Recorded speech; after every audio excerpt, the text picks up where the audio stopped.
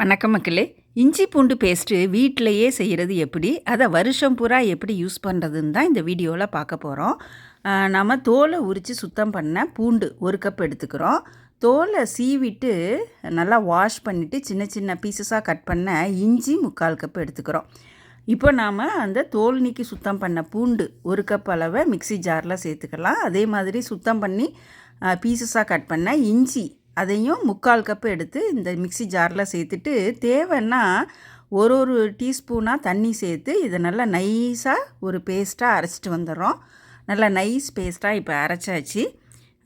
இதை நாம் இந்த ஐஸ் ட்ரேயில் 1 டீஸ்பூன் அளவு எடுத்து ஒவ்வொரு இதையும் பாக்ஸையும் ஃபில் பண்ணிடலாம்.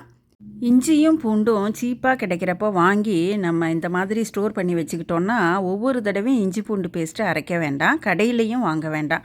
தேவைப்படுறப்ப டக்குன்னு 1 பீஸோ அல்லது 2 பீஸோ எடுத்து அப்படியே நாம் வதக்கிறப்போ கடாயில் சேர்த்துடலாங்க. இது நாம் டெய்லி யூஸ் பண்ணுறதுக்கு ரொம்ப சுலபமாக இருக்கும். இப்போ நம்ம ஃபுல்லாக ஃபில் பண்ணியாச்சு. இதை ஃப்ரீசரில் ஒரு 6 மணி நேரத்துக்கு வச்சிடலாம். அது நல்லா ஃப்ரோசன் ஆயிரும். இப்போ நல்லா ஃப்ரீஸ் ஆயிடுச்சு. நாம் ஒரு பீஸாக இதை வெளியில் எடுத்துடலாம்.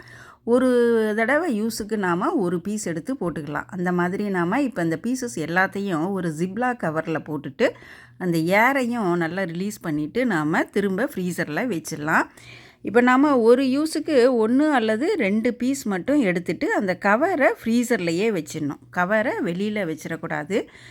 நமக்கு தேவைப்படுற 1 அல்லது 2 பீஸை மட்டும் அந்த கவர்லேருந்து எடுத்துகிட்டு உள்ளே வச்சிடலாம்.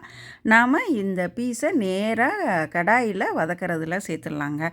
இப்போ நாம் ஒரு தடவை நாம் இதை செஞ்சு வச்சிட்டோன்னா வருஷம் பூரா நம்ம கையில் இஞ்சி பூண்டு பேஸ்ட்டு நம்ம தேவைக்கு நாம் எடுத்துக்கலாம். இது ரொம்ப வசதியாக இருக்கும். நீங்களும் இந்த மெத்தடை ட்ரை பண்ணி பாருங்கள். நன்றி, வணக்கம்.